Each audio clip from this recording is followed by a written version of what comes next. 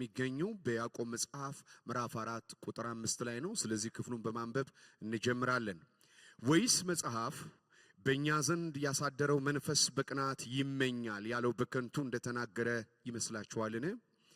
ነገር ግን ጸጋን አብልጦ ይሰጣል። ስለዚህ እግዚአብሔር ትዕቢተኞችን ይቃወማል፣ ለትሑታን ግን ጸጋን ይሰጣል ይላል።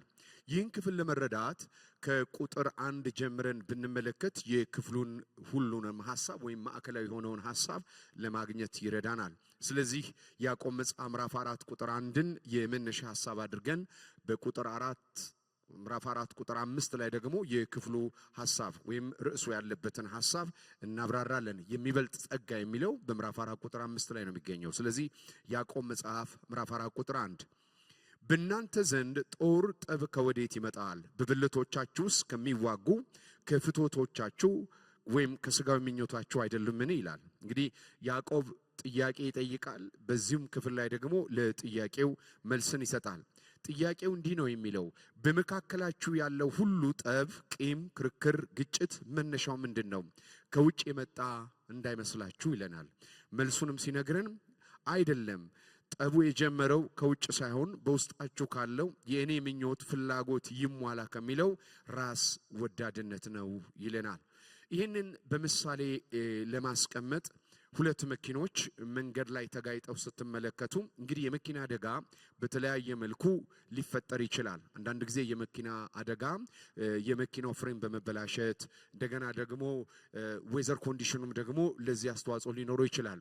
ግን በአብዛኛው የመኪና ግጭቶችን ስንመለከት በሰዎች ልብ ውስጥ ያለው የመቀዳደም የኔነት ወይም ደግሞ ከዛኛው በልጦ ለመታየት ወይም ለአንደኛው ቅድሚያ ባለመስጠት በመፈለግ በሰው ልብ ውስጥ የሚጸነስ ነው። ከዛ በኋላ የመኪናውን አደጋ የምንመለከተው። ስለዚህ የሁለት መኪና ግጭቶችን ስንመለከት ሁልጊዜ የመኪና አደጋ ብቻ አይደለም። በሰዎች ልብ ውስጥ ያለ ፉክክር፣ እኔነት፣ ቀደም ባይ እነዚህ የመኪናን ግጭት እንደሚያመጡት ሁሉ በሰዎች መካከል አንዳንድ ግጭቶች ምንም እንኳ በወደቀ ዓለም ውስጥ ብንኖርም እንደገና ደግሞ ዲያብሎስም ቢኖር የግጭቶች ምንጭ ግን የሚጀምረው ይለናል ያዕቆብ ሲነግረን በሰዎች ልብ ውስጥ ባለ ስጋዊ ምኞት ወይም እኔነት ወይም በራስ ዙሪያ ነገሮችን ማሰብና ሁሉንም ከራስ ዙሪያ ለማድረግ በመፈለግ ጉጉት ውስጥ የሚፈጠሩ ናቸው ይለናል።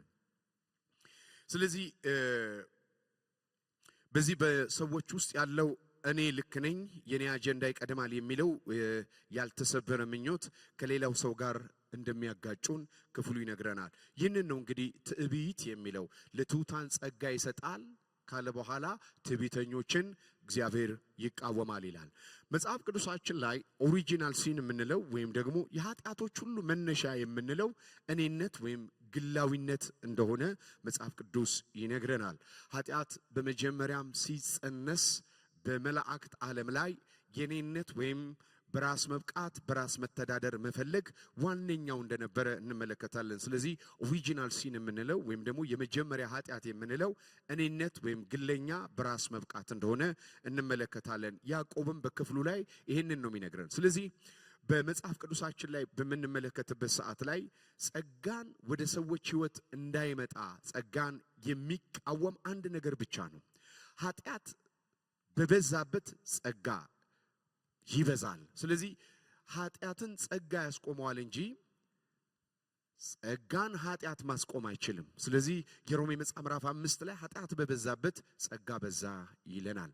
ሌላው የሰዎች ድካም የእግዚአብሔር ጸጋን እንዳይሰራ ከልካይ አይደለም። ጳውሎስ በድካሜ ላይ ኃይሉን ይገልጣል ሲልን እንመለከታለን። ስለዚህ የሰው ኮንዲሽን አይደለም ኃጢአትን ወይም ደግሞ ኃጢአት ወይም ድካም አይደለም ጸጋን እንዳይሰራ የሚከለክለው። ጸጋን እንዳይሰራ የሚከለክለው ግለኝነትና በራስ መብቃት እንደሆነ እንመለከታለን። ስለዚህ ኃጢአት በአንድ ነገር ውስጥ ጸጋ በአንድ ነገር ውስጥ እንዳይሰራ ይታገዳል ወይም ደግሞ ይከለከላል።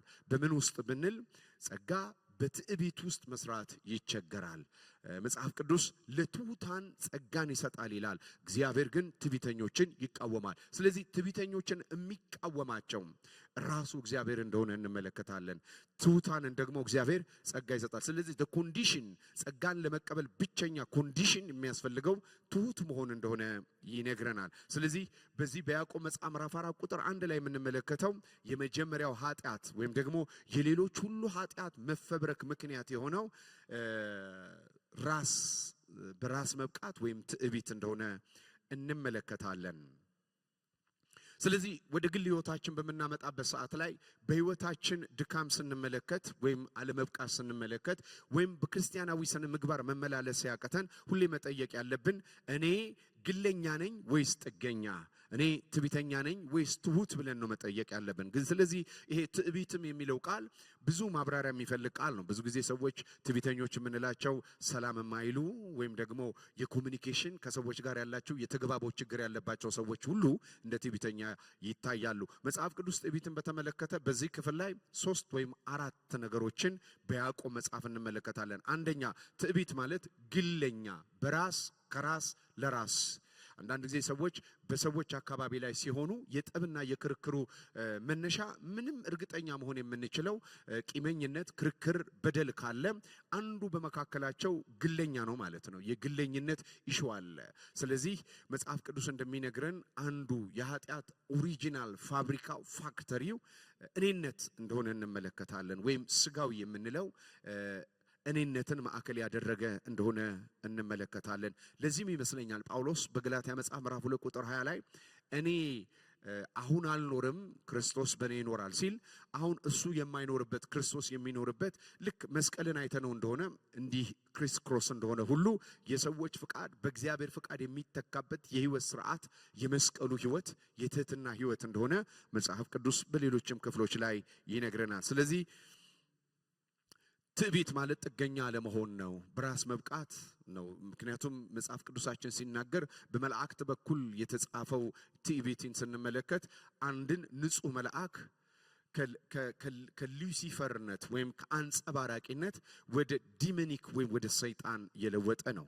ስለዚህ ይህ የመጀመሪያው በራስ መብቃት በልዑል መሰላለው እኔ የሚሉ ነገሮች እንደሆኑ እንመለከታለን። ስለዚህ የትዕቢት መነሻው ወይም መታወቂያው ቃል እኔነት ሲሆን የኃጢአቶች ሁሉ ደግሞ ፋክተሪ እኔነት እንደሆነ እንመለከታለን። ስለዚህ ኃጢአት የሚጀምረው በዚህ በእኔነት ውስጥ እንደሆነ የሌሎቹ ኃጢአቶች በሙሉ መወለጃ ግንዱ እኔነት እንደሆነ እንመለከታለን። ስለዚህ ትህትና ጥገኝነት ሲሆን ትዕቢት ደግሞ ግለኝነት እንደሆነ በዚህ ክፍል ላይ ያዕቆብ በምዕራፍ 4 ቁጥር 1 ይነግረናል። 4:2 ላይ ደግሞ መፍትሄውንም ይነግረናል። ትመኛላችሁ ለእናንተ አይሆንም፣ ትገላላችሁ ትነቅላላችሁም ልታገኙም አትችሉም፣ ትጠላላችሁ ትዋጋላችሁ ስለማትለምኑ የላችሁም ይላል። ስለዚህ አንዱ በአማኝ ህይወት ውስጥ የጸሎት ህይወታችን ከእግዚአብሔር ጋር ያለን የጥገኝነት ህይወት አንዱ ትዕቢተኛንን ወይ ግለኛንን ወይ በራስ የበቃንን አንዱ መመዘኛ እንደሆነ እንመለከታለን። የትህትና መገለጫ ሰላምታ ወይም ጭምትነት አይደለም። የዚህ መገለጫ አንዱ ያዕቆብ እንደሚነግረን የጸሎት ህይወታችን ነው። ሰው በጸሎት ህይወት ውስጥ ወይም በጥገኝነት ወይም ደግሞ እግዚአብሔር ጋር ያለው የመጣበቅ ከእግዚአብሔር ጋር ያለው የመደገፍ ህይወቱ አንድን ነገር ያሳየናል። ምንን ያሳየናል? ትህትናን ያሳየናል። ስለዚህ ያዕቆብ በምዕራፍ 4 ቁጥር 2 ላይ ሲነግረን ትመኛላችሁ ለእናንተም አይሆኑም፣ ትገላላችሁ ትቀናላችሁ ልታገኙም አትችሉም፣ ትጠላላችሁ ትዋጋላችሁ ስለማትለምኑ የላችሁም። ስለዚህ በራስ ጥረት ነገሮችን ለማግኘት በምንሄድባቸው በመመኘት ህይወት ውስጥ ለኛ አይሆንም ይለናል። ከዛስ ትገላላችሁ ወይም ደግሞ ትቀናላችሁ ልታገኙም አትችሉም፣ ትጠላላችሁ ትዋጋላችሁ ስለማትለምኑ ለእናንተ አይሆንም። እንግዲህ የሥጋ ውጤት የትዕቢት ውጤት ወይም ደግሞ የግለኝነት ውጤት መገለጫው ምኞት፣ መግደል፣ መቅናት ነው። እነዚህ ሁሉ ግን አድርገን የምንፈልገውን እንደማናገኝ ይነግረናል። ምክንያቱም እግዚአብሔር የምንፈልገውንና የሚያስፈልገንን የሰጠበት መንገድ ጸጋ ይባላል። ጸጋ ማለት የእግዚአብሔር ነፃ ችሮታ ይባላል። ይህ የእግዚአብሔር ነፃ ችሮታ ወደ ሰዎች ሕይወት እንዲመጣ አንድ ኮንዲሽን ተቀምጧል። ምን? ትህትና የሚባል። ትህትና እንዴት ይገለጣል ካልን በጸሎት በጥገኝነት እግዚአብሔር ላይ በመጣበቅ ነው። ስለዚህ አንዳንድ ጊዜ ትዕቢታችንን ወይም ደግሞ ግለኝነታችንንና በራስ መብቃታችንን የምንመዝነው በጸሎት ሕይወታችን ነው። ስለዚህ አንዱ የትህትና መገለጫ የጸሎት ሕይወት ነው፣ ወይም ደግሞ እግዚአብሔር ላይ ያለ የመጣበቅ ሕይወት ነው። አትለምኑም፣ ጥገኛ አትሆኑም፣ ከእጁ አትበሉም፣ ከእጁ አትፈልጉም፣ ከሱ ለመቀበል ፈቃደኛ አይደላችሁም። ለምን? እኛ የምናመጣው እኛ የምንሰራው እኛ የምናደርገው ከመሰለን የመጠየቅ የመጣበቅ እንደገና የመጸለይ ሕይወታችን ደካማ ይሆናል። ለምን? ግለኛ ስለሆንን። የቃሉ ፍሰት ይህንን ያመለክታል። ስለዚህ ትዕቢተኛ ማለት ጥገኛ ያልሆነ ነው። ሌላው ትርጉሙ ግለኛ የሆነ ብለናል። እንደገና ደግሞ ጥገኛ ያልሆነ ነው። በዚህ በምዕራፍ 4 ቁጥር 2 ላይ እንደምንመለከተው እንደገና ያዕቆብ በምዕራፍ 4 ቁጥር 3 ላይ ደግሞ ይነግረናል። ወይም ትለምናላችሁ፣ በፍትወታችሁ ለስጋዊ ደስታችሁ ትከፍሉ ዘንድ በክፉ ትለምናላችሁ አትቀበሉም ይላል። ጌታችን መድኃኒታችን ኢየሱስ ክርስቶስ በምድር ላይ በሚመላለስበት ሰዓት ላይ የጸሎት ርዝመት ችግር የሌለባቸው፣ የጸሎትም ስርዓት ችግር የሌለባቸው ግን ጥገኛ ያልሆኑ ወይም ደግሞ በእግዚአብሔር መንፈስና በእግዚአብሔር ፍቃድ ላይ ያልተንጠለጠሉ ፈሪሳውያንን፣ ሰዱቃውያንን ሲተች እንመለከታለን። ለዚህ ነው የማቴዎስ ወንጌል ምዕራፍ 5 ላይ ጌታችን ኢየሱስ ክርስቶስ ስለ ጸሎት ሲናገር አንደኛ እንደ አሕዛብ እንዳትጸልዩ ይላል። አሕዛብ ጸሎታቸው ምን ላይ ነው? የሚያወጡት ቃል ላይ ነው እንጂ የሚደገፉት የቃሉ ባለቤት ላይ ድጋፍ የላቸውም። እንግዲህ አንዳንድ ጊዜ እንደምንሰማው ሰዎች በሚናገሩት ቃል ላይ ይደገፋሉ፣ የቃሉ ምንጭ ጋር ግን ህብረት ላይ ኖራቸው ይችላል። ልክ እንደ ደሟ ይፈሳት የነበረችው ሴት ግንኙነታ ከጨርቁ ጋር ነው። ጨርቁን የነካው ጊዜ ስለዚህ ጨርቁን ነክታ ፈውሷ ጸንቷል። ግን ጌታ ኢየሱስ በሚያገለግልበት ዘመንና ጊዜያቶች ውስጥ ስሟ ተጠቅሶ አንመለከተም። ስለዚህ ሰዎች የመለመን ህይወት ይኖራቸዋል፣ ግን እግዚአብሔርን ሳይሆን ከእግዚአብሔር የሚገኘውን ሊለምኑ ይችላሉ ወይም ሊጠይቁ ይችላሉ። በሌላ አማርኛ ሰዎች የመጠየቅ ህይወት ሊኖራቸው ይችላል፣ ግን የመጣበቅ ህይወት ላይኖራቸው ይችላል። ስለዚህ እየጸለይንም በእግዚአብሔር ፊት ጊዜ እያሳለፍንም ግን ጥገኞች ላንሆን እንችላለን። ከእግዚአብሔር ነገሮችን የሚቀበል የጥገኝነት ህይወት ላይኖረን ይችላል። ስለዚህ ክፍሉ ይናገራል። ትለምናላችሁ፣ በፍትወታችሁ ለስጋዊ ደስታችሁ ትከፍሉ ዘንድ በክፉ ትለምናላችሁ፣ ስለዚህ አትቀበሉም። ጸሎት ከማይመለስበት አንዱ መንገድ ይህንን ነው የምንመለከተው። ስለዚህ እግዚአብሔርን እንዳስፈጻሚ አካል፣ እግዚአብሔርን እንደ ቱል በጸሎት ውስጥ የሚጠቀሙ ሰዎች አሉ። ብዙ ጊዜም ጸሎትን ስንመለከት ፐርሰናል ዲክላሬሽኖች፣ ፐርሰናል ኮንፌሽኖች፣ ፐርሰናል ፕሮፌሲዎች ብዙ ሰዎች ይለማመዳሉ።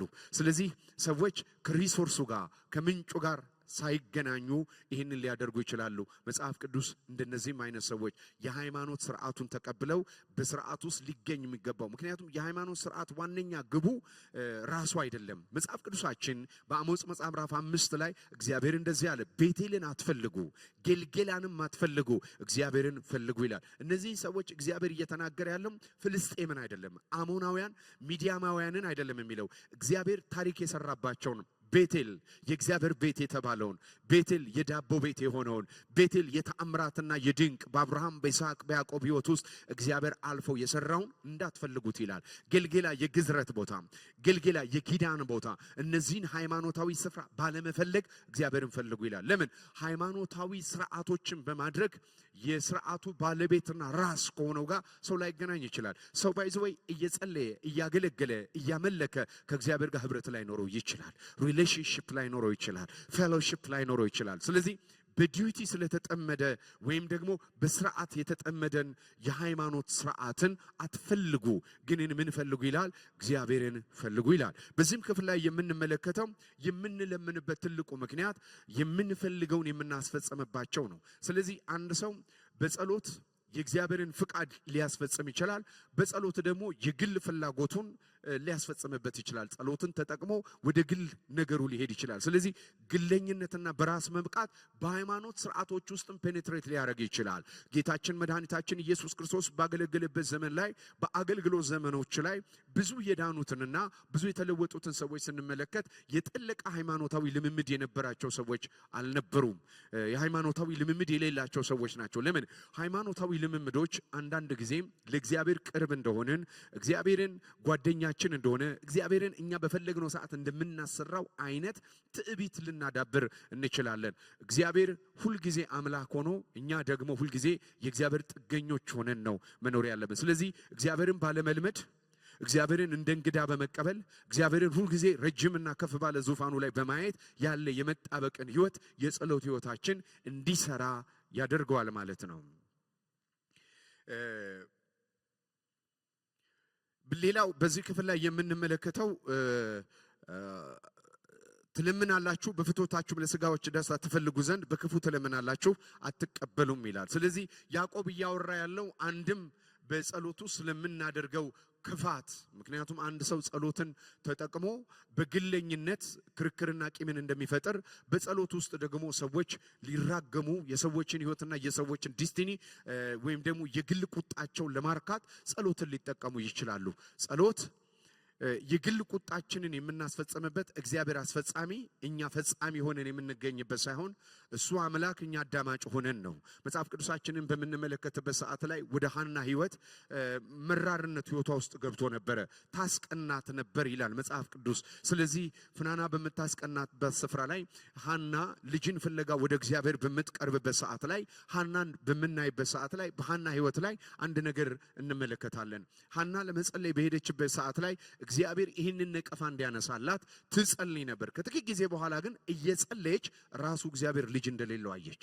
እግዚአብሔር ልጅ እንደሌለው፣ ምክንያቱም በዘመኑ የነበሩ ሰዎች ኤሊም ደክሞት እንደነበረ እድሜው እንደረዘመ ከዛ በኋላ ደግሞ ለእግዚአብሔር አገልግሎት ሪላክታንት እንደሆነ እንመለከታለን። ልጆቹ ደግሞ የእግዚአብሔርን ቁርባን ያቀሉ እንደነበረ በአደባባይ ካሉ ደናግል ሴቶች ጋር ይተኙ እንደነበረና የእግዚአብሔርን ስርዓት አጓድለውት እንደነበረ እንመለከታለን። ስለዚህ ሐናይም በተመለከተችበት ሰዓት ላይ ልጅ ብትሰጠኝ ላንተ ሰጣለሁ። ስለዚህ ጸሎት የምንፈልገውን የምናስፈጽምበት ሳይሆን ከልዑሉ ጋር የምንስማማበት መንገድ እንደሆነ እንመለከታለን። ስለዚህ በክፉ ትለምናላችሁ በፍትወታችሁ ለስጋዊ ትከፍሉ ዘንድ በክፉ ትለምናላችሁ፣ ስለዚህ ምን አትሉም አትቀበሉም። ስለዚህ ጸሎት የእኛን አጀንዳ የምናስፈጽምበት ሳይሆን በአጀንዳችን ላይ የእግዚአብሔር አጀንዳ የሚፈጸምበት ቦታ እንደሆነ እንመለከታለን። ስለዚህ አንዱ ትዕቢት ማለት እግዚአብሔርን እንደ ቱል መጠቀም፣ እግዚአብሔርን ከዙፋኑ ከክብሩ ያለውን ክብር የሚያዋርድ ማንነት ፕራይድ ይባላል። ስለዚህ ትዕቢት በየትኛውም የሃይማኖታዊ ስርዓት የእግዚአብሔርን ስታንዳርድ ዝቅ ማድረግ፣ የእግዚአብሔርን ስርዓት ዝቅ ማድረግ፣ የእግዚአብሔርን አደራረግ ዝቅ ማድረግ፣ ይሄ ፕራይድ ነው፣ ትዕቢት ነው። መጽሐፍ ቅዱስ እሱን ይነግረናል። ስለዚህ ሌላው ከዚህ ጋር አዛምደን በያዕቆብ ሐሳብ ውስጥ የምንመለከተው አንዳንድ ጊዜ የምንለምነውንና የምንጠይቀውን ከጠየቀን በኋላ ነገሩን በራስ አቅም ለመፈጸም መሞከር፣ ልክ ማን እንዳደረገው ሳኦል እንዳደረገው። ሳኦል መጽሐፍ ቅዱሳችን በሚናገርበት ሰዓት ላይ እግዚአብሔር የዘገየ በመሰለው ሰዓት ላይ ለሱ ያልተፈቀደውን ለካህናት ብቻ የተፈቀደውን ስርዓት እንደፈጸመ እንመለከታለን። ሌላው መጸለያችን ብቻ ሳይሆን በእግዚአብሔር ታይም ቴብል ውስጥ መጠበቅን ይፈልጋል። ጸጋ በጊዜው በእግዚአብሔር ጊዜ ውስጥ እግዚአብሔር አስፈላጊ ነው ባለበት ሰዓት ላይ የሚለቀው እንጂ ጸጋ መጠበቅን እግዚአብሔር ነገርን እንዲሰራ ለእግዚአብሔር አሳልፎ መስጠትን የሚጠብቅ ህይወት ነው። ስለዚህ ብዙ ጊዜ ያለመጠበቅ ህይወትም ሌላው የትዕቢት መገለጫ ነው። እግዚአብሔር ጋር እንጠብቃለን፣ እግዚአብሔር አላደረገውም ብለን ስናስብ ደግሞ በእጆቻችን ስራ ወይም በራሳችን ክንድ ነገሩን ለማስራት ስንነሳ ዞሮ ዞሮ ይህም የስጋ የምኞትና የፍትወታችንን ሐሳብ ለመፈጸም ያለ ጸጋ የምንንቀሳቀስበት ህይወት ሌላው የትዕቢት ህይወት እንደሆነ እንመለከታለን። ስለዚህ ከእግዚአብሔር ፍቃድ መውጣት ብቻ አይደለም፣ የእግዚአብሔርን ሲዝን አለመጠበቅ፣ ነገርን በጊዜ ውብ አድርጎ በሚሰራው አምላክ ፊት አለመጠበቅ ነው። አንዳንድ ጊዜ እግዚአብሔር ነገሮች ሲዘገዩ ወይም ነገሮችን ለማድረግ ምንም እንኳን ጠይቀን በእግዚአብሔር ጥገኛ ሆነን ነገሮች ሳይሆኑ ሲቀሩ ምናልባትም እኛ ነገሩን ለመቀበል የምንችልበት ህይወት ላይ አለመድረስ ሊሆን ይችላል ወይም ደግሞ በእኛ ህይወት ተጠቅሞ እግዚአብሔር ነገሩን መስራት የሚፈልግበት የራሱ ጊዜ ካላንደር ይኖረዋል። ስለዚህ በሁለቱም መልኩ ይህንን አለማድረግ አንዱ ሌላው የትዕቢት መገለጫ ነው። ያዕቆብ ምዕራፍ 4 ቁጥር 4 ላይ ስንመለስ እናንተ እንደማይታመኑ አመንዝሮች ሆይ ወይም እናንተ አመንዝሮች ሆይ የዓለም ወዳጅነት ለእግዚአብሔር ጥል እንደሆነ አታውቁም? እንግዲህ የዓለም ወዳጅ ሊሆን የሚፈቅድ ሁሉ የእግዚአብሔር ጠላት ነው ይላል። ስለዚህ ያዕቆብ እንደማይታመኑ አመንዝሮች ሚስቶች ሲል ምን ማለቱ ነው? ይህንን በምሳሌ ለማስቀመጥ አንድ ሴት ቤቷ ላይ አንድ ስራ ቢኖራት ምናልባት ምጣድ አለበለዚያም ደግሞ ኤሌክትሪክ ተቋርጦባት ቢሆን ባሏ ቤቱ ተቀምጦ ከጎረቤት አንድ ሰው ጠርታ ይህንን እንዲሰራ ስትፈልግ ምን እያለች ነው? ባሏ እንደማይችል ባሏ ይህን ስራ ሊሰራ እንደማይችል ማሰቧ ነው። ስለዚህ ከጎረቤት ስትመካ ጎረቤት ይችላል ብላ ስታስብ ጎረቤት ላይ ያለ ሌላ ወንድ ይህንን ሊሰራ ይችላል ስትል ቤት ውስጥ ያለ ወንድ እንደማይችል አቅም እንደሌለ ወይም ደግሞ ይህን ሊሰራ ይችላል ብላ ወይም ደግሞ ይህንን ሊያደርግልኝ ይችላል ብላ እንደማትደገፍበት የሚያሳይ ነው። ስለዚህ አማኞች ከእግዚአብሔር መንፈስ ከእግዚአብሔር ጸጋ ውጪ ዓለም ላይ ስንቀላውጥ ወይም በዓለም ስንደገፍ ወይም ዓለም ነገራችንን ያደርጋል ብለን ትምክት ስንለውጥ መደገፊያ ስንለውጥ መጽሐፍ ቅዱስ ምን ይላል? አመንዝራነት ይላል። ስለዚህ አመንዝራነት ሌላው የትዕቢት መገለጫ ነው። በእግዚአብሔር ከመደገፍ ውጪ በሌላ አካል ለመደገፍ የሚደረግ ነገር ነው። ቅድም እንዳልኳችሁ የቤት ራስ ባል እንደሆነ ክርስቶስንም እንደሚወክል እንመለከታለን።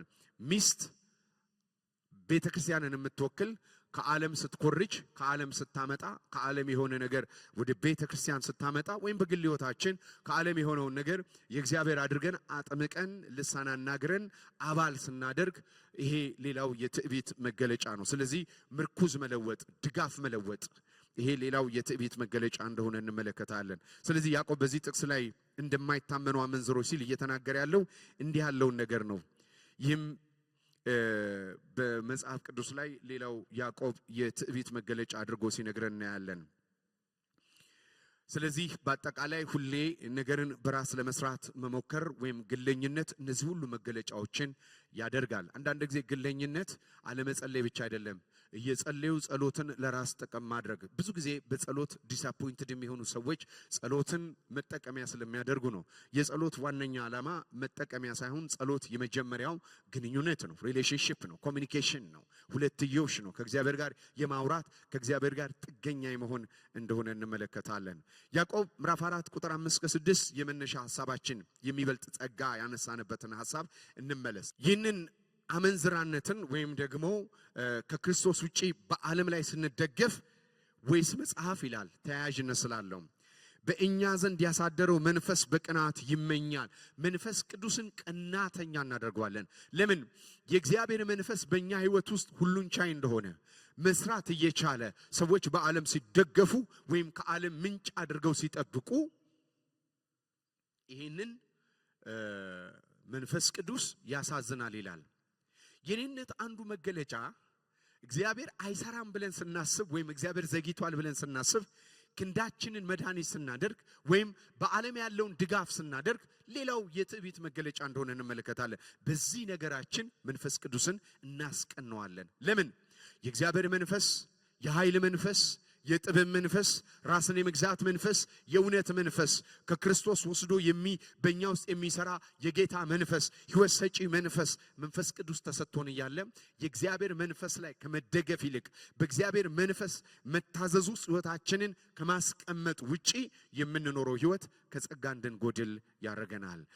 ጸጋን እንዳንቀበል እግዚአብሔር በእኛ ሕይወት ውስጥ እንዳይሰራ ይከለክለዋል። መንፈስ ቅዱስንም ያስቀነዋል። ስለዚህ በእኛ ዘንድ ያሳደረው መንፈስ በቅናት ይመኛል ያለው በከንቱ እንደተናገረ ይመስላችኋል? ነገር ግን ያ መንፈስ ከዚህ የሚበልጥ ጸጋ ማለት ይህን ክፉ ዝንባሌ ሌሎችንም ሁሉ ሙሉ ለሙሉ ለመቋቋም የሚያስችል የመንፈስ ቅዱስን ኃይል ይሰጠናል። ስለዚህ እግዚአብሔር ትዕቢተኞችን ይቃወማል፣ ትሑታንን ጸጋን ለመቀበል ዝቅ ለሚሉ ግን ጸጋን ዘወትር ይሰጣል። ስለዚህ ይህ ክፍል እንደሚነግረን ወይም ይህ ክፍል እንደሚያወራን ምዕራፍ 1 ላይ ምዕራፍ 4 ቁጥር 1 ላይ ቁጥር 2 ላይ ቁጥር 3 ላይ ያየናቸው የትዕቢት መገለጫዎች ናቸው። ስለዚህ እግዚአብሔር ጸጋን አቬሌብል አድርጓል። ይለናል። መጀመሪያ ላይ እንደተናገርኩት አሁንም ደግሜ መናገር የሚፈልገው የሰው ድካም የእግዚአብሔርን ጸጋ እንዳይሰራ አያደርገውም። ኃጢአተኝነት ሊሆን ይችላል፣ አቅም ማጣት ሊሆን ይችላል። ምክንያቱም መጽሐፍ ቅዱስ የዕብራውያን ጸሐፊ በምዕራፍ 4 ላይ ሲናገር ጸጋንና ምሕረትን ባስፈለገን ቁጥር ወደ ጸጋው ዙፋን ምሕረትንና ጸጋን ለመቀበል ወደ ጸጋው ዙፋን የተሻለ ሊቀ ካህን ስለተሰጠን ወደ ጸጋው ዙፋን እንድንቀርብ ይነግረናል። ስለዚህ የጸጋው ዙፋን ላይ በመቀረብ ሁሌ በሚያስፈልገን ባቃተን ነገር ላይ ይህንን መጠየቅ አለብን። በህይወታችን ላይ ይህንን ኮንክሉድ ስናደርግ ወይም ተግባራዊ ስናደርገው በህይወታችን ላይ ምንም ነገር ይሁን አለመታገስ ካለብን፣ ከቅዱሳን ጋር ባለ ግንኙነት ቂመኝነት ካለብን፣ እንደገና ስድብ ካለብን፣ ሌሎችም ነገሮች ካሉብን ከጸጋ ጎለናል። ከጸጋ የጎደልንበት ምክንያት ደግሞ በራሳችን ስለቆምን ነው። ጸጋው ላይ ስላልተደገፈን ነው። ስለዚህ አንዳንድ በህይወታችን የምናያቸው ነገሮች የትዕቢት መገለጫ ናቸው። ምክንያቱም የኃጢአት ስር ትዕቢት እንደሆነ እንመለከታለን። በዚህ ክፍል ላይ ስለማይጎድለው ጸጋ ሊበዛልን ስለሚገባው ጸጋ የሚበልጥ ጸጋ አለ ይላል። ይህንን ለመቀበል ብቸኛ መንገዱ ትሁት መሆን ነው። ትህትና አንዱ የሚገለጠው በጥገኝነት ነው። ትህትና በእግዚአብሔር ታይም ቴብል ውስጥ መቀመጥ ነው። ትህትና ከዓለም አለመቀላወጥ ነው። በእግዚአብሔር መንፈስ ላይ በፍጹም ልብ መደገፍን የሚያመለክት እንደሆነ እንመለከታለን። ስለዚህ ብዙዎቻችን ጸጋን የምናቀው የማይገባ ሞገስ በሚል ነው። ነገር ግን ጸጋ ከዚያ በላይ ብዙ ነገሮች አሉት። መጽሐፍ ቅዱስ ጸጋ ማለት በእያንዳንዳችን ውስጥ ያለን ክፉ ዝንባሌ ለመቃወም የሚረዳ የመንፈስ ቅዱስ ኃይል አቅም በዚህ ምድር ላይ በአሸናፊነት እንድንኖር የተሰጠ እንደሆነ እንመለከታለን። ሌላው ከዚህ ጋር ተያይዞ ልናነሳው የሚገባው ይህንን ቃል በተመሳሳይ ሁኔታ ጴጥሮስ ጠቅሶታል። የአንደኛ ጴጥሮስ ምዕራፍ 5 ቁጥር 5 ላይ እንዲሁ ጎልማሶች ሆይ ለሽማግሌዎች ተገዙ፣ ሁላችሁም እርስ በርሳችሁ ለመላላክ ትሕትናን እንደ ልብስ ታጠቁ።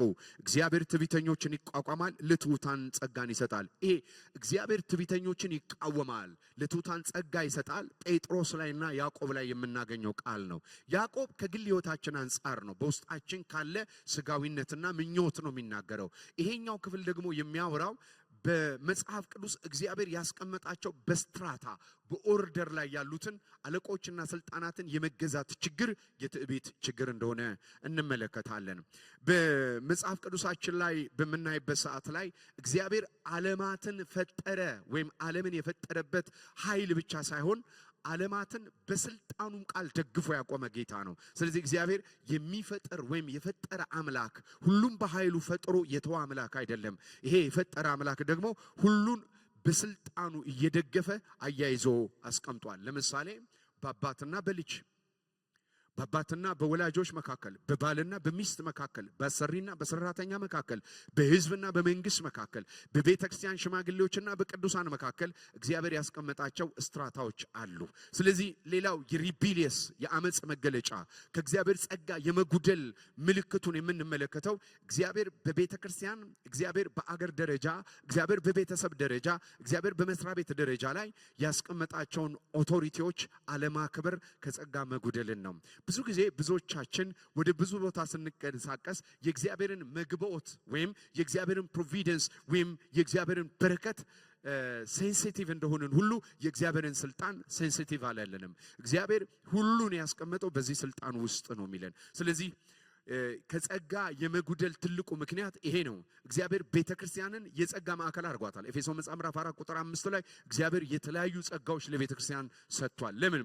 እድፍንና ነውርን ለማስወገድ ሰዎችን ቢውልት ለማድረግ። ስለዚህ ብዙ ሰዎች በቤተ ክርስቲያን በቅዱሳን መካከል የጸጋ ተካፋይ የማይሆኑበት ወይም የእግዚአብሔርን ጸጋ የማይቀበሉበት በቤተ ክርስቲያን ታሪክ ውስጥ በቤተ ክርስቲያን ታክሪስቲ ውስጥ ሚንስ ኦፍ ግሬስ የሚባል አለ፣ ጸጋን የምንቀበልባቸው። ለምሳሌ የምስራቅ አባቶችን ብንመለከት የጌታ እራት፣ ቁርባን፣ እነዚህ ሳክራመንቶች የእግዚአብሔርን ጸጋ መቀበያዎች ናቸው ይላል። ምናልባት ከሉትራን ቤተክርስቲያን በስተቀር በአብዛኛው የኢቫንጀሊካል ሰርክሉ የጌታ እራትንም ጥምቀትንም ጨምሮ እነዚህ የቤተክርስቲያን ስርዓቶች እንደሆኑ እናስባለን። ጌታ ኢየሱስ ያዘዘው የአዲስ ኪዳንም ትእዛዞች እንደሆነ እናስባለን። ሚንስ ኦፍ ግሬሶች ግን አድርገን ብዙ ጊዜ አንቀበላቸውም። ይህንን ሰፊ ውዝግብ እንኳን ብንተው እግዚአብሔር ሚንስ ኦፍ ግሬስ ግን አድርጎ ያስቀመጣቸዋል።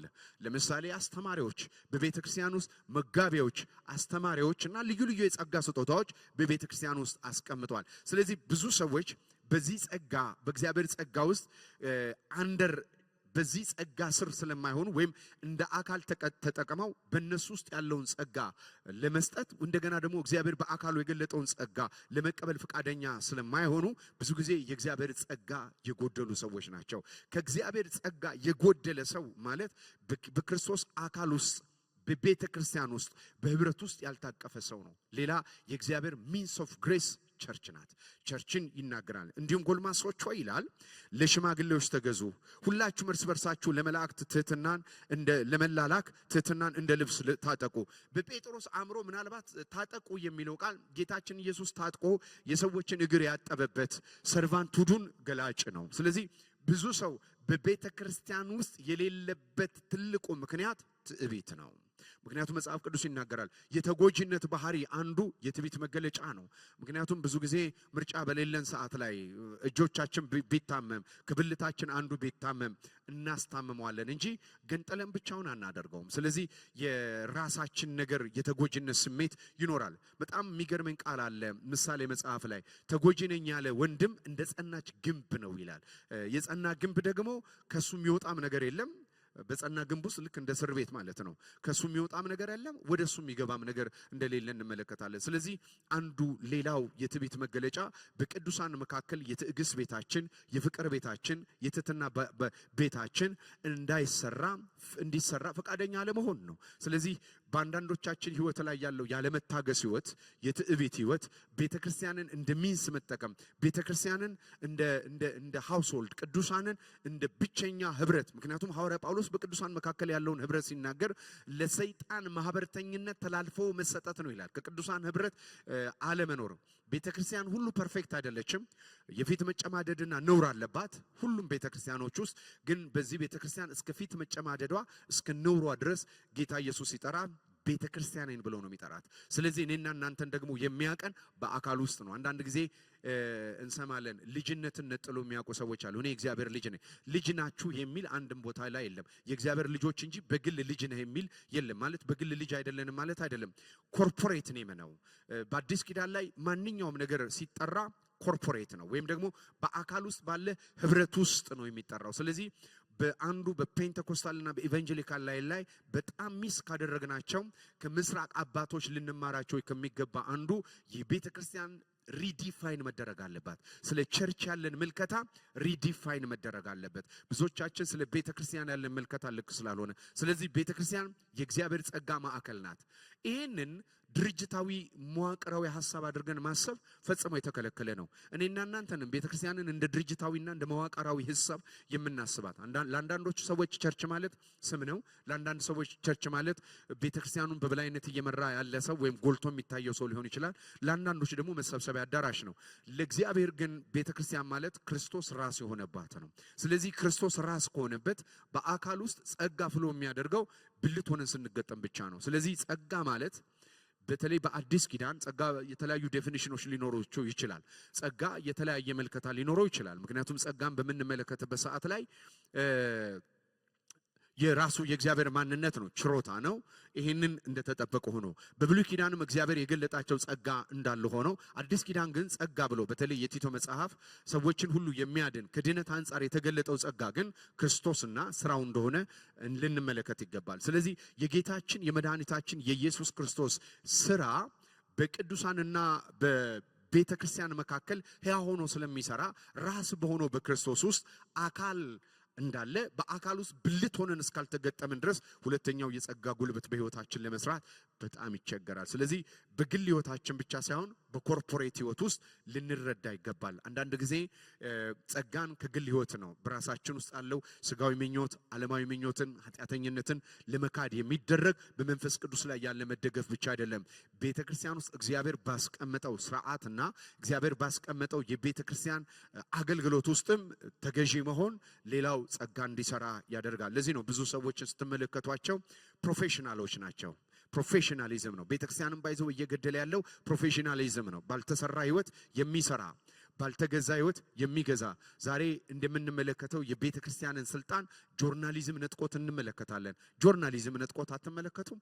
ጋዜጠኝነት፣ ቲክቶክ፣ ዩቲዩብ የቤተ ክርስቲያንን ስልጣን ነጥቋት እንመለከታለን። መጽሐፍ ቅዱስ ሲናገር ወንድምህን አይደለም የሚለው ወንድምህ ቢበድልህ ለቤተ ክርስቲያን ሂድና ንገራት ይላል። ከመጀመሪያ ወንድምህ ቢበድልህ ሄደህ አይደለም የሚለው መጽሐፍ ቅዱስ ገንዘብ ለማድረግ ንገረው፣ ቢካለ ሁለት ሆነ ንገረው፣ በሶስተኛም ቢካለ ለቤተ ክርስቲያን ንገራት፣ ከዛ በኋላ ግን ቀራጭ ይሁን ይላል። ዛሬ ብዙ ጊዜ ቤተ ክርስቲያን ውስጥ ቅዱሳን ወንድሞቻችንን ሁሉ ቀራጭ አድርገን ነው የምንወስደው። ጆርናሊዝም ጥበብ ነው። ጆርናሊዝም መልካም ነው። ነገር ግን በቤተ ክርስቲያን ውስጥ ዲሲፕሊን ማድረግን ለቸርች የተሰጣትን ስርዓት እንዲነጥቅ የቤተ ክርስቲያንን ኢሜጅ እንዲያበላሽ ግን ጆርናሊዝም። ለዚህ ነው የወርልድ ዊዝደም ከዓለም ጋር የሚደረግ አመንዝራነት ከሚለው አንዱ ይሄ ነው። ብዙ ከዓለም ጋር የደባለቅናቸዋል። ሳይኮሎጂ ዛሬ የስነ ልቦና ምሁራን የሆኑ ሰዎች በቤተ ክርስቲያን ውስጥ የሌሎችን ስሜት አትሸከም የሚል አለ። መጽሐፍ ቅዱስ የባልንጀሮቻችንን ስሜት እንድንሸከም መጽሐፍ ቅዱሳዊ እውነታ ነው። ስለዚህ እየጠለቁ የገቡ የሳይንስ ሐዋርያው ጳውሎስ በቆሮንቶስ መጽሐፍ ላይ የዓለምን ጥበብ ሪፊዩት ያደረገበት የኢየሱስ ዊዝደም ነው። ስለዚህ መስቀሉንና ክርስቶስን ማዕከል ያላደረገም የቤተ ክርስቲያንን ሶሉሽን መከተል ራሱ ሪቢሊየስ ነው፣ አመጽ ነው። ምክንያቱም ቆሮንቶሶችን በምንመለከትበት ሰዓት ላይ ይዘውት የመጡት አለ ስቶቲክስ ዛሬ የምናያቸውን ዛሬ እንዲሁም የምንማራቸው አብዛኞቹ ፍልስፍናዎች የተጸነሱበትና የተወለዱበት የሮማ ግሪክ ፍልስፍና ውስጥ ያለ ነው። ቆሮንቶሶች የመናገርን ዘይቤ አትራክት ሲያደርጋቸው፣ ግሪኮች ደግሞ ፍልስፍና ወይም ደግሞ ተጨባጭነት አትራክት ያደርጋቸዋል። ዛሬ በንግግር ጥበቦችና በንግግር ዘይቤዎችና ቤተክርስቲያንን በዓለም ፍልስፍና ላይ ለማቆም የእግዚአብሔርን ቃል ማለቂያ በሌለው ፍልስፍና ክፍሉ በተጻፈበት በመጀመሪያው ሐሳብ ከመደገፍ ይልቅ ዛሬ ፍልስፍና። ስለዚህ ሳይኮሎጂ፣ ክርስቲያን ሳይኮሎጂ ዛሬ ቤተክርስቲያን ውስጥ አለ። ሞቲቬሽን ዛሬ ቤተክርስቲያን ውስጥ አለ። ከዓለም የተወሰዱ ጥበቦች፣ እነዚህ ቅዱሳን ወንድማማቾች አብረን ልንኖርባቸው የማንችልባቸው ፍልስፍናዎች ናቸው። ጳውሎስ አለ ፎር ሚ ለኔ ህይወት ማለት ወይም ለኔ ፍልስፍና ማለት፣ ምክንያቱም ህይወት ማለት the way you see life ማለት ነው። ፊሎሶፊ አይደለም የምንለው። ስለዚህ ህይወትን የምናይበት መነጽር ክርስቶስና መስቀሉ ነው። ስለዚህ ከክርስቶስና ከመስቀል ውጪ ቸርች ላይ ያስገባናቸው ኦርጋናይዜሽናል ሌቭል በኦርጋናይዜሽናል ሌቭል የገቡ በመንፈሳዊ አደረጃጀት ውስጥ የገቡ ሰዎችን ለመያዝ የምንጠቀምባቸው ሲስተሞች በሙሉ ከዓለም በዓለም ለዓለም የተቀዱ እንጂ በክርስቶስ ለክርስቶስ የሆኑ አይደሉም። ስለዚህ ከቤተ ክርስቲያን ያልተቀዱ ዛሬ ሰርቫንት ሊደርሺፕ በቤተ ክርስቲያን ውስጥ ትልቅ ተግዳሮት ለምንድን ነው የቀጠመው? ለምንድን ነው ሰርቫንት ሊደርሺፕን በቤተ ክርስቲያን ውስጥ ፕሮፌሽናሊዝም ስለበዛ፣ ብዙ ሰዎች ፕሮፌሽናሎች ስለሆኑ ይማራሉ፣ ከዛ የሚናገሩት ነገር አላቸው። በአካል ውስጥ ግን አካል መሆን አይፈልጉም፣ መገጠም አይፈልጉም። ስለዚህ መገጠም ስለማይፈልጉ በአካል ውስጥ በአካል ያለውን ጸጋ ሊጠቀሙ አይችሉም። ምናልባት እኔ በክርስቶስ አካል ውስጥ የእረኝነት ወይ የማስተማር ጸጋ ካለኝ፣ ሌላውን ግን እግዚአብሔር በቤተ ክርስቲያን ውስጥ የአድሚኒስትሬሽን ሊሆን ይችላል፣ የፕሬየር ሊሆን ይችላል፣ ሌሎችንም ጸጋዎች ደግሞ በብዙ ቅዱሳን መካከል አስቀምጧል። ምናልባት በጉባኤ መካከል የምንንቃቸው ሰዎች ካሉ በብልት አነስተኛ የሚመስለው ብልት እግዚአብሔር አብዝቶ በክብር የቀባው ነው ይላል። ስለዚህ ዛሬ የምንጠብቀው በቤተ ክርስቲያን ላይ ተሐድሶ፣ በቤተ ክርስቲያን ላይ የምንጠብቃቸው ማንኛውም ነገር ቤተ ክርስቲያን ወደ ትክክለኛው የመጽሐፍ ቅዱስ ስቴት ኦፍ ላይፍ ካልመጣች በስተቀር ኖ ግሬስ ጸጋ የሚባል የለም። እግዚአብሔር እነዚህም በሙሉ ፕሮፌሽናሊዝም፣ ሳይኮሎጂ፣ ከዓለም ያለ ጥበብና እውቀት ወደ ቤተ ክርስቲያን ማምጣት፣ አባቶችን አለማክበር፣ በቤተ ክርስቲያን ውስጥ እግዚአብሔር ቀደምት አድርጎ ያስቀመጣቸውን ሰዎች መዘርጠጥ፣ እነዚህን ሰዎች ላይ አጂቴትድ ማድረግ፣ ክሪቲክስ ማውጣት። ምናልባት እነዚህ ነገሮች ከአፖሎጄቲክስ ጋር አያይዘን ወይም ከአፖሎጄቲክስ መስሎ ሊሆን ይችላል። ይሄ በጣም ትምህርትን መቃወምና ሰዎችን መቃወም ኮምፕሊትሊ የተለያየ ነው።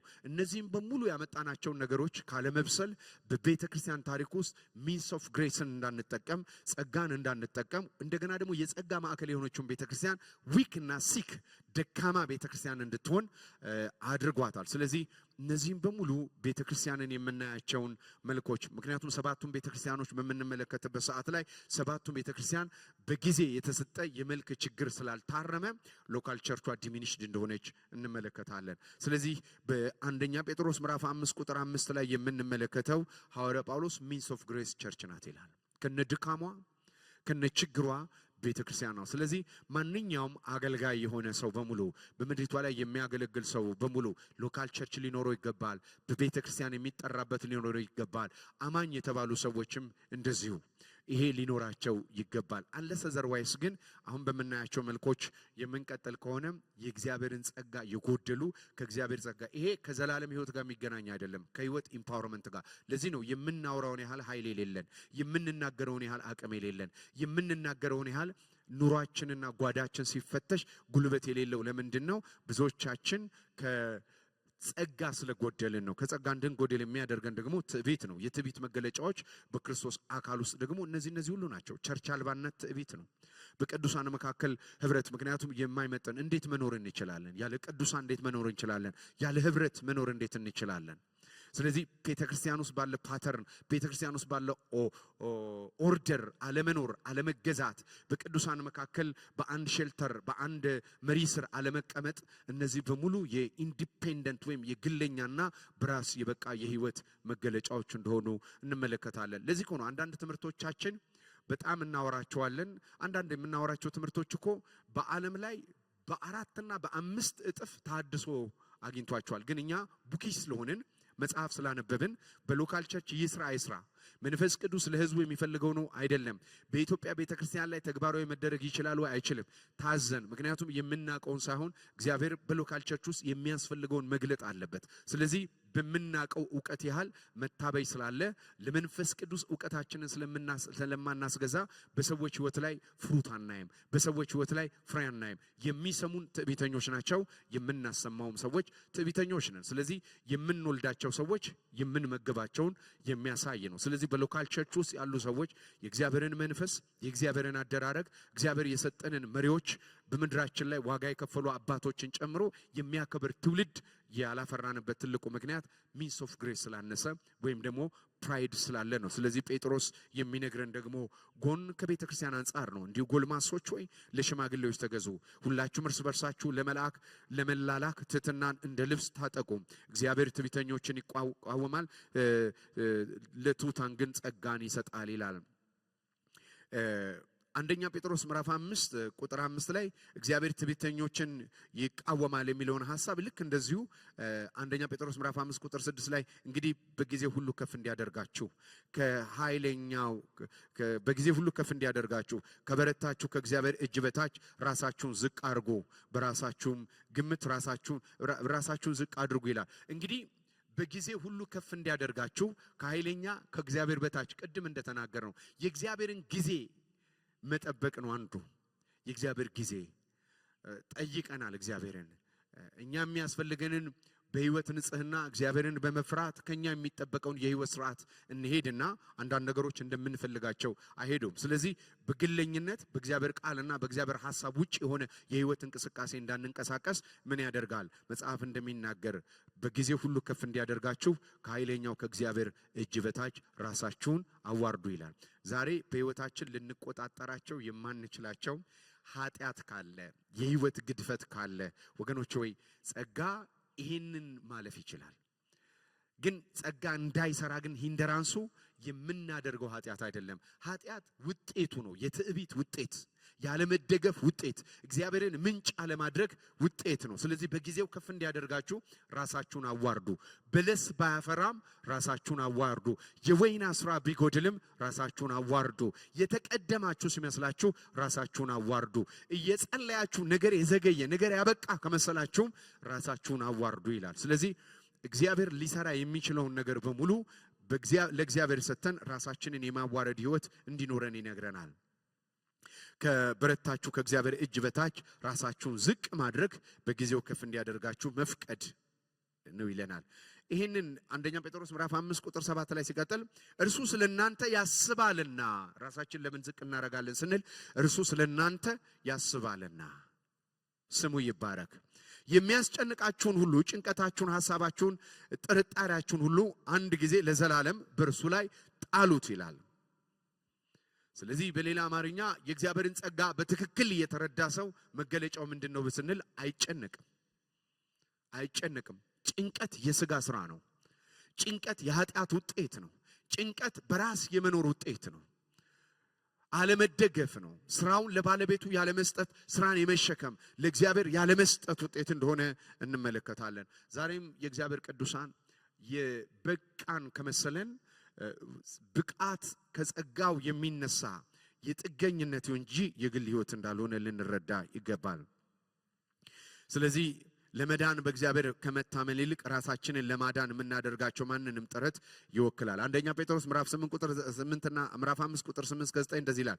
በመጠን ኑሩ፣ ራስን በመግዛት ይኑራችሁ፣ ንቁም። ባላጋራችሁ ዲያብሎስ የሚውጠውን ፈልጎ እንደሚያገሳ አንበሳ ይዞራል። በዓለም ያሉት ወንድሞቻችሁ ያን መከራ በሙሉ እንዲቀበሉ እያወቃችሁ በእምነት ጸንታችሁ ተቃውሙ። ስር የሰደዳችሁ የጸናችሁ ጠንካራ የማይናወጥ ቆራጦች ሁኑ ይላል። ሃሌሉያ። ስለዚህ በባላጋራችን በዲያብሎስ ጥቃት ስር እንዳንወድቅ በእግዚአብሔር ማንነት ስር እንድንሆን መጽሐፍ ቅዱስ ይነግረናል። የጌታ ስም ብሩክ ይሁን። እግዚአብሔር ስለሰማነው ቃል በህይወታችን ውስጥ ከቤተ ክርስቲያን አንጻር ከግል ህይወት አንጻር የጥገኝነት ህይወት እንዲኖረን እግዚአብሔር ይርዳን። ስለዚህ ይህንን ክፍል ጊዜ ወስደን ብንማር ምናልባት በዩቲዩብ ላይ ስጋ ምንድነው ያልነው የግለኝነት የኔነት ህይወት መገለጫዎች ስለ ስጋ አውርተናል።